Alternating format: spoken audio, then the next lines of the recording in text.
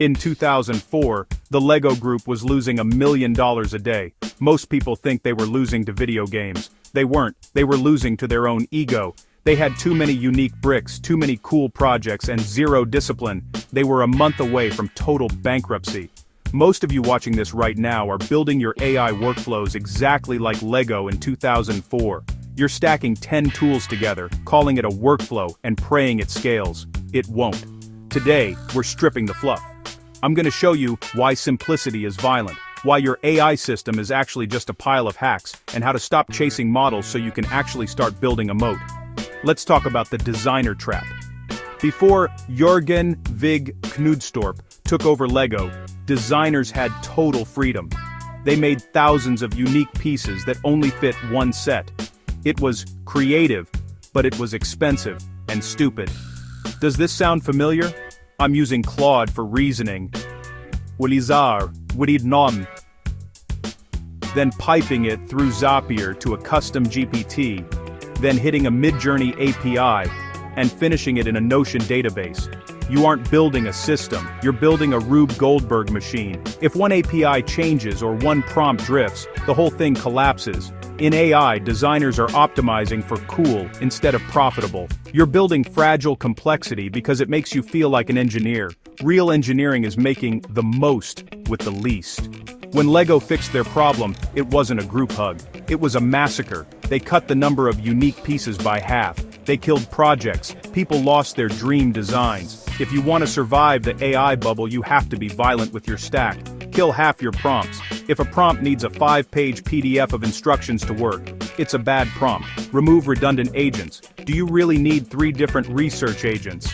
Or do you just need one good data pull? Stop model hopping. If you spend every Tuesday morning rewriting your code because a new LLM dropped, you aren't building a business. You're a hobbyist. Simplicity feels uncomfortable because it forces you to face your core logic. If your logic is weak, a fancy model won't save it.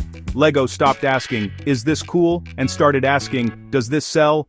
In AI, we obsess over the vibe of a prompt. Stop it. Vibes don't scale.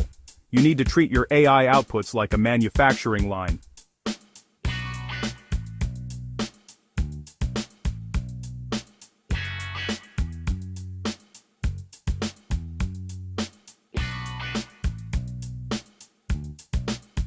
If you aren't measuring these 3 things, you aren't building a system. You're guessing, and guessing is how you end up like Lego in 2004, bankrupt with a warehouse full of cool ideas no one wants. Here is the real secret. Lego's moat isn't the plastic, it's the system. Every brick made since 1958 fits together. Your AI moat isn't the model you use. OpenAI can, and will, Sherpa-ize your features tomorrow. Your moat is your feedback loop. A real system learns. If a content piece performs poorly, does your system know why? If a prompt fails, does it auto-refine for the next run? No loop, marred, no intelligence. If your workflow doesn't get smarter every time it runs, you're just a glorified copy-paster. I want to leave you with one question. It's going to hurt. If I removed 50% of your AI tools right now, would your output actually get worse? For most of you, the answer is no. Nothing would change except your monthly SaaS bill would go down. That means you're building noise, not leverage. Here is your no excuses checklist. Strip the stack. Delete one tool today. Define the core. One input, one logic, one output. Standardize. No randomness. No creative chaos.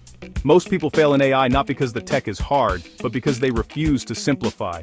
Don't be pre-2004 Lego. Build the system or get left in the toy box. Now go delete something.